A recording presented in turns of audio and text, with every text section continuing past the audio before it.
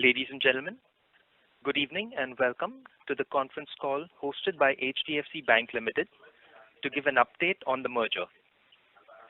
As a reminder, all participant lines will be in the listen-only mode.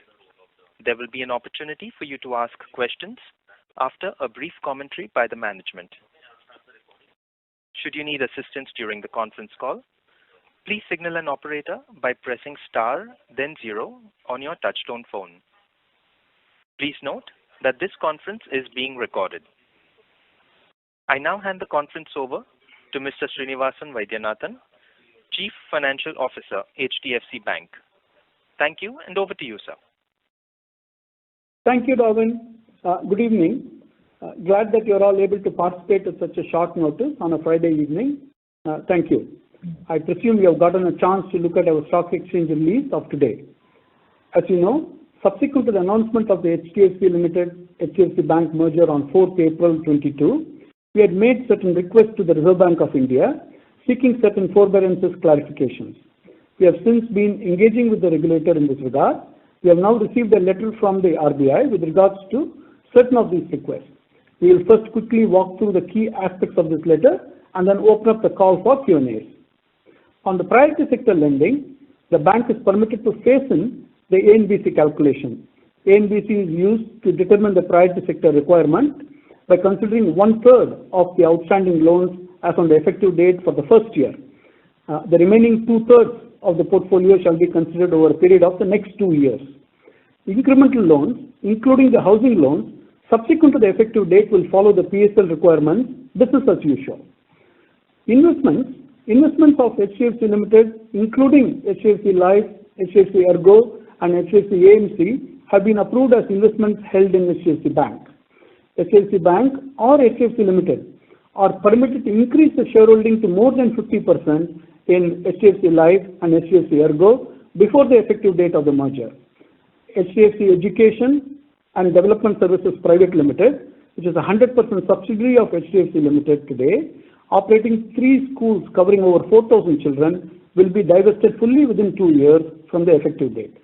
HDFC Credila Financial Services Limited, higher education loan portfolio of over 10,000 crores, currently 100% held by HDFC Limited, shall be brought down to 10% within 2 years from the effective date and not onboard any new customers in this entity. On the CRR, SLR and LCR, HDFC Bank shall comply with the extant requirements of CRR, SLR or LCR from the effective date without any exceptions. On the interest rate benchmarks, HDFC Bank will undertake a one-time mapping of all borrowers of HDFC Limited to appropriate benchmarks and spread.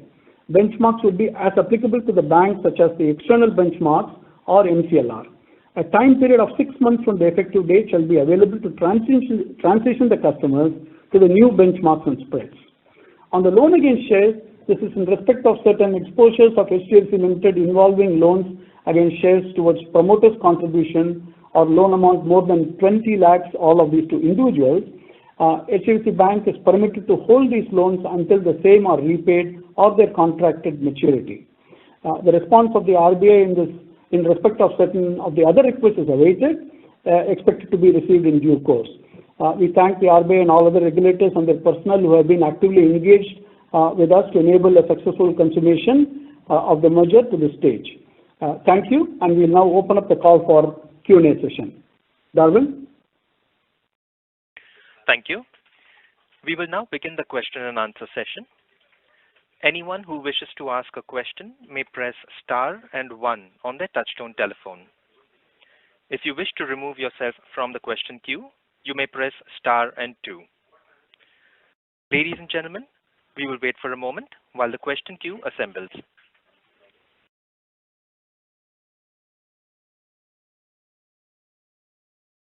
The first question is from the line of Suresh Ganapathy from Macquarie Group. Please go ahead. Yeah, thanks. Really, I am a bit confused on this priority sector thing. So just to get this a bit clearer, let's assume hypothetically that September 2023 was the effective date of merger. Now, in your earlier clarifications, you had said, assuming no PSL extension to be given, you have time for 15 months, that is till December 2024 to meet. Now, what this rule states is that you will have to meet one third immediately on September 2023, another one third on September 2024. That means 2/3 have to be met before your earlier December 2024 100% requirement, and maybe another one third you have time till September 2025. Is this positive or negative? How do you interpret this as? Or is No, it relaxed that or not relaxed? Yeah. it is relaxed. It is not in the way that you had mentioned. What it means is that the same example that you took, September 23, right? The requirement for PSL kicks in 12 months later. So which means in this case, September 23 means it goes to September 24, right? And when you have to meet for September 24, you look back 1 year. And when you look back 1 year, then you see what is the A and B, C there, and then on that you need to keep PSL. So that means in October 23, November 23, December 23, you look back to October 22, November 22, December 22, and on that you keep, right? So it is essentially, in this case, if you see, it is moves to a 4-year or 3-year, one third phases in, which means the first one third is in the first applicable year, the second one third in the second applicable year, and so on. That applicable year is a year after. So this on date effective on September 2023, you will have to meet one third of the requirement, right? Earlier that was not the case, right? No, Suresh. So Yeah. the way you see this is on the day the merger, A and BC will get added. Okay. Only the A and BC goes up on the day. We have 12 months after that to meet the PSL requirement of that A and BC. Okay. It is very clear. Okay, then it's a clear relaxation. Okay, this is super clear. Okay, thanks so much. Then the second aspect is you have not mentioned in the press release grandfathering of liabilities. Is that allowed, not allowed? I mean, I don't know. There is no clarity on that. Yeah. Okay. See, the scheme of the amalgamation, if you see, provides that all liabilities, including debts or bonds or whatever, outstanding on that effective day, stand transferred, right? That is to the bank. And if you look at that last paragraph of our press release today, or the stock exchange intimation today, we have written that the bank will approach RBI with a crystallized amount of liabilities as of the effective date. So that means we don't know what the liabilities are today. On the effective date, whatever is the liability, we will get that list, whatever is crystallized into the bank, to the RBI. And as part of the scheme of amalgamation, that is part of what we had said, that that part of the amalgamation, the liabilities will move to the bank on the effective date, but it will crystallize, not now, it will crystallize on the effective date, at which time we will go to RBI with that list of what is crystallized to the bank. Okay, great. And what about increase in stake in subsidiaries? Say, for example, if you want to increase in HDFC Life, will you have to do before the effective date, or can you do after the effective date? Is there a timeline for that, or how is it? Yeah, the timeline is before the effective date, right? Which is what I alluded to. HDFC Life and HDFC Ergo, where we need to take it up. We either bank or HDFC Limited, either of us can take it to cross the 50% mark. So this will be through a fresh capital infusion, or will be an open market purchase? There is no particular guideline on that, but we will take a call as we have a few months to go. We will take a call during that time period. Okay, these are my questions. Thanks so much. Thank you for talking, Suresh. Thank you. Thank you. The next question is from the line of Adarsh P.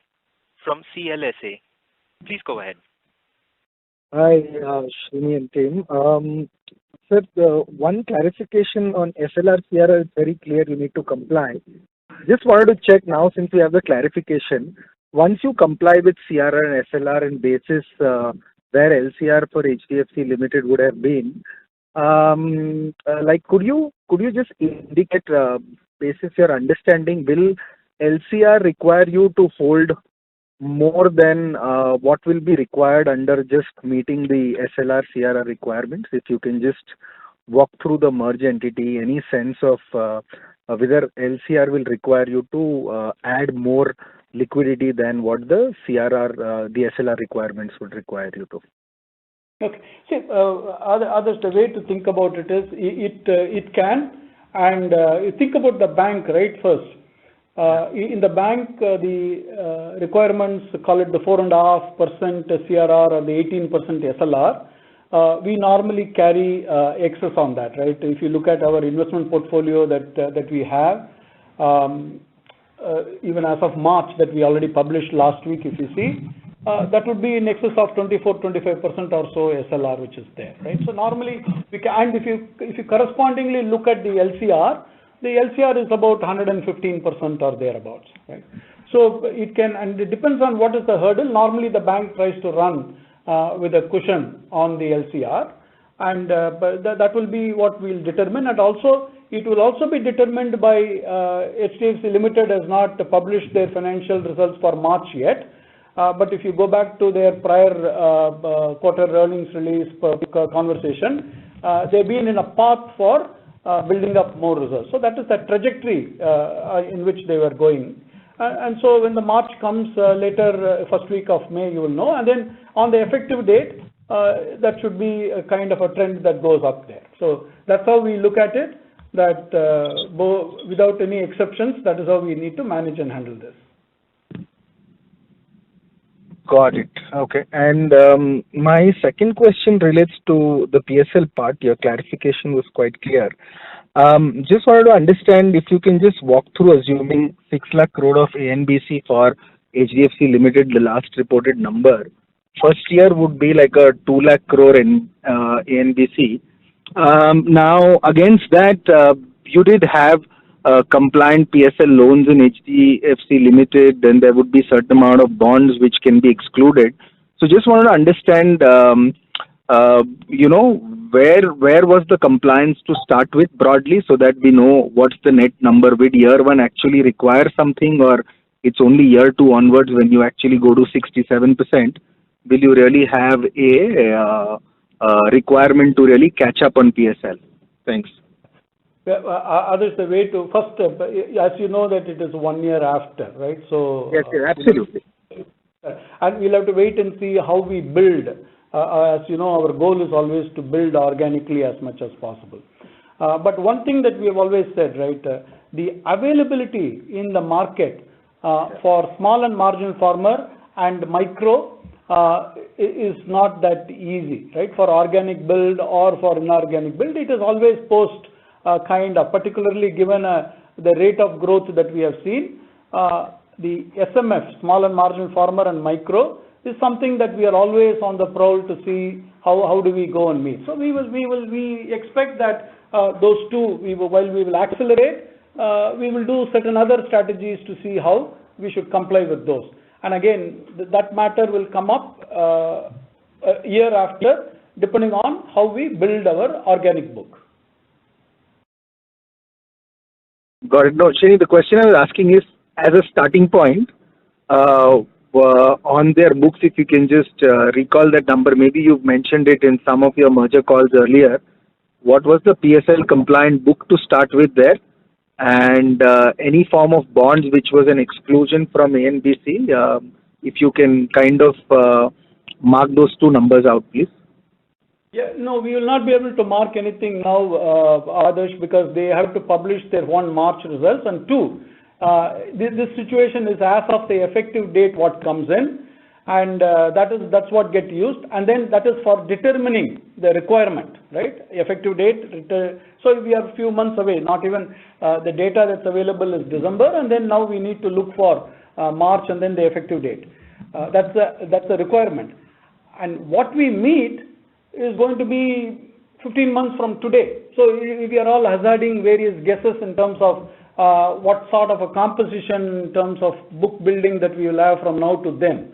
But for your general thought process or whatever other computation you have to see, we have always mentioned that the small and marginal farmer and micro is something that is very scarce. And that is what we have said, there will be some cost, and now you can see that the cost is about a third in the first year of whatever assumptions you had, and then the obligation is 2/3 in the second year, and 100% in the third year after the first year. Makes sense, Srini. This is useful, and congrats again on the path to the merger. Thanks. Thank you, Adesh. Thank you. We have the next question from the line of Rahul Jain from Goldman Sachs. Please go ahead. Thank you. Hi, Srini. Thanks for doing this call. Just a few small clarifications. First is on this interest rate benchmarks. So as you move to the new structure under the bank, how would the structure work like? Would the interest rates can also change when you undergo this exercise for the borrowers on the home loan side? See, one thing is that when we migrate and make this mapping from existing to new, there are certain things before a certain date. I think it is 2019 certain date, and for certain other portfolios, some 2020 there is a date. Before that, MCLR is a good benchmark, and then there is an appropriate bank assisted spread on top of that gets to a rate, right? That's how we will approach it. And the second thing is that where there is an external benchmark that has come into vogue, then that is also a choice for the customer, where external benchmark with a spread on top of it is also a rate. But at any time, think about the customer's point of view. The rate can't be at a detriment to the current number. Otherwise, the customer has got a choice to exit, right? They can refinance anywhere else. And so it would be competitive for the customer, and our goal will be to continue the relationship and grow further with that relationship. Understood. So when we migrate to this bank structure, we'll have to offer the option to the customer to select, like you explained, external benchmark plus some spread, etc. That's a fair understanding, right? We'll have to offer that option. Yeah, we'll offer that option, and our goal will be to continue and grow further with the customer. Got it. The second one is what else is pending from the RBI in terms of the critical components? So you alluded the liability, structure or whatever the liabilities that would be eligible or grandfathered. Apart from that, anything else which we need to know of? Yeah, there are a few things we are still in dialogue. For example, loans for acquisition and development of land is something that we have said in the past. We still continue to work through that process. Any lending to core investment companies, right? That is something. Projects that are under implementation, the guidelines which are not applicable to housing finance companies but applicable to banks. We have to go through that aspect of it. And another aspect of it is there are immovable properties which are on rented by HDFC Limited, or they are vacant, and we need to deal with that to continue because they are part of the properties that we acquire. So these are some of those things which are there. Understood. That's very helpful. Just two small questions. Any other operational costs that we need to incur to, let's say, do all this customer mapping and the change of brand, etc.? Will that be a significant cost that we need to be mindful of, or not really? Any other operational costs for the merger? Yeah. These are operational costs, not in the context of our cost base that you have seen that these are big. But yeah, there will be certain operational costs that we will spend, but that is in the regular course of business. That will be part of what we will do. Got it. It was a small one. How big is the loans against shares book at Limited that you talked about here in 0.5? I think again the March numbers will have to come out. But if you go back in time in the past, that's anywhere from I think 5,000 crores or something like that. There are certain things that are individuals. I think it's about 2,000 crores, and then there are some core investment companies, another 2,000 or 3,000 crores. So that's the kind of range in the past. So we'll have to see right now what it is after they publish. Got it. Very helpful, Srini. Thank you so much, and wish you good luck. Thank you. Thank you. Thank you. The next question is from the line of Mahrukh Adajania from Nuvama. Please go ahead.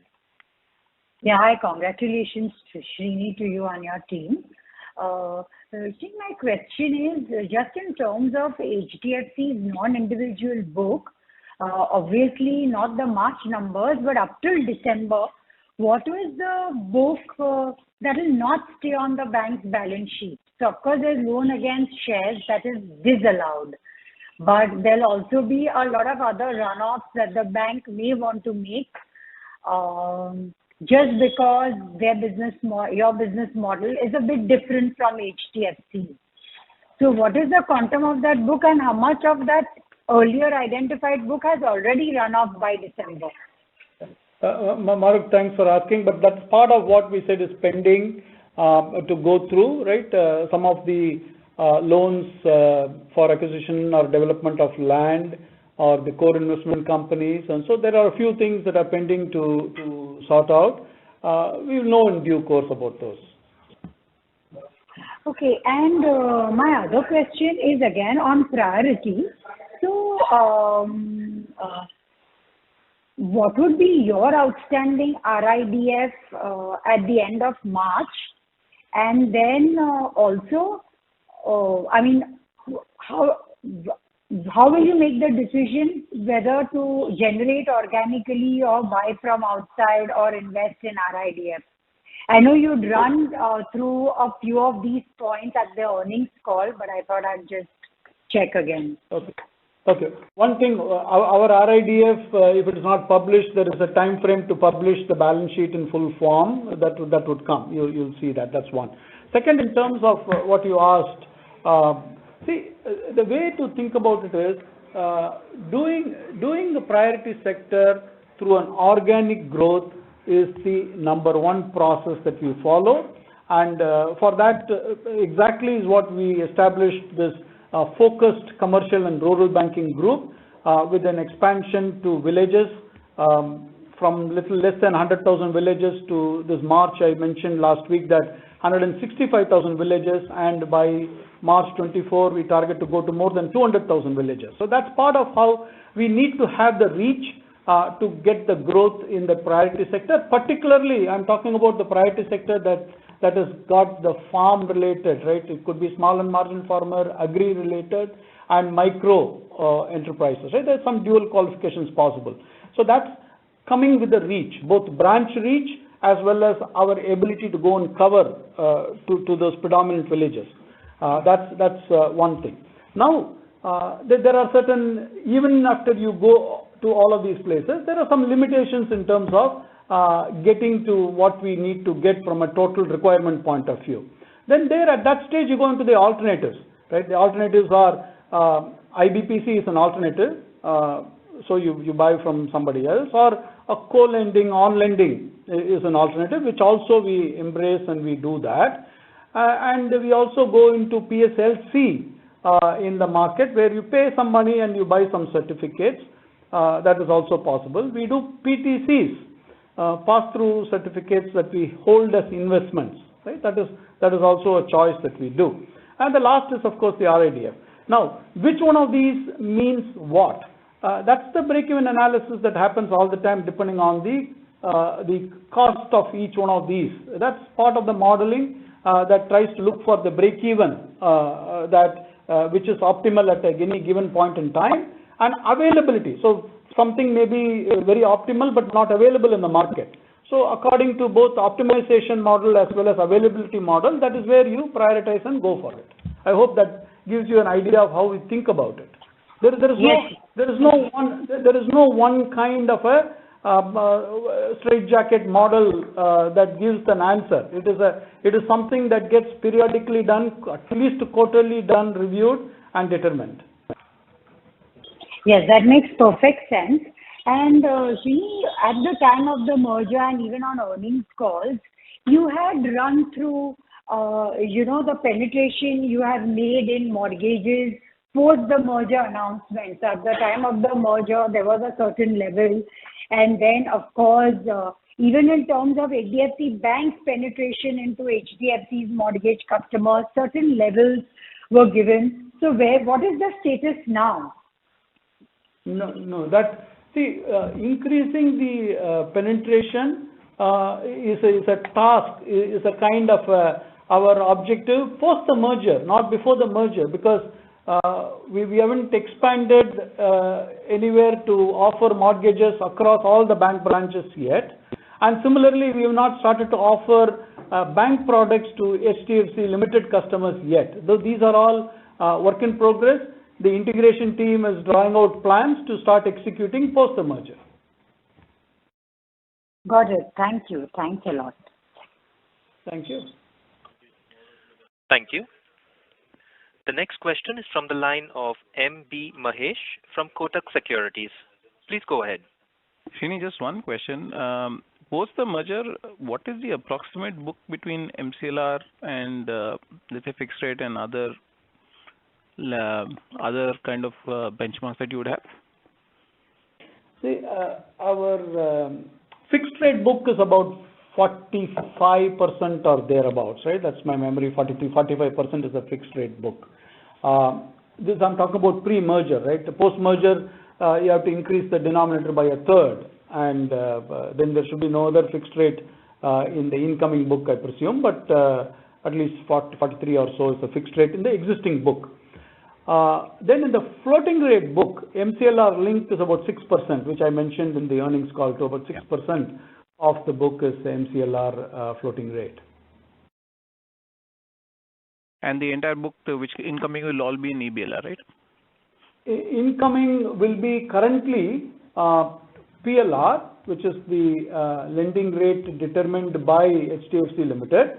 And that is the mapping that we will do once it comes one-to-one mapping and make an offer to those customers. Within a 6-month period, we will work it out, where we will have certain external benchmarks plus a spread and certain MCLR plus a spread. And then the customer has got a choice to take that, right? Sure. And in terms of the next few steps, you have to go every 30 days to the NCLT for an extension, is it? Yeah, that's right. Okay. And I mentioned it last week that we filed the papers with the SEBI 28th or 29th March. Once we get that clearance, then we have to go to the mutual fund holders. So that's we're going through those kind of processes right now. Okay, perfect. Done. Thanks a lot. Thank you, Mahesh. Thank you. The next question is from the line of Yash Gujarati from Citigroup. Please go ahead. Yeah, hi Shrin, this is Kunal over here. So now, Hi, firstly, Kunal. in terms of bonds getting classified as long-term bonds, so that is allowed, even though it's not highlighted anywhere, but maybe to be knocked off in the calculation. That's a process. Prima facie, that's not allowed because, you see, without any exceptions, we have to meet the CRR, SLR, and the LCR. The concession, if anything, need to come is that these bonds are not issued by the bank. These bonds are issued by HDFC Limited, right? And so that's part of the process to say how to reckon that as part of, as though issued by the bank, then only then it comes. And that's not here. Oh, so this is not a part of this entire thing, since this is from the bank's perspective. Okay. Yeah. So we need to get an exception for that if we need to assume, because the bank didn't issue that. Okay. Good. And secondly, in terms of HDFC Limited's holding in other banks, any discussion with RBI in that respect? Is it allowed? Is there a timeline wherein you need to offload it? Anything on that aspect? No, those are normally within the permitted. Those are all very minor investments, right? So they are not exceeding those thresholds. Okay, so not exceeding thresholds, so no discussion, no. No, you're talking about the investments of HDFC Limited or? No, so HDFC Limited's holding in banks, which is there. Okay, so like maybe once that gets into HDFC Bank. Like the Yes Bank or the Bandhan Bank. Those are within the normal thresholds. Allowed. So everything is allowed. So there is nothing. Okay. And lastly, in terms of the asset classification, so when we look at it, it clearly says in terms of asset classification, but how would be the provisioning treatment? So would it be like entirely get absorbed into the floating and the contingency buffer which we carry? Because today when we look at it against 1% in stage 3, we have almost 8.7 and we have 8% on the non-individual portfolio. So overall, HDFC is still carrying 2.2% of the overall advances as a provisioning. So whatever is beyond the stage 3, that will get classified in either of it. So there is nothing on the provisioning side which you see.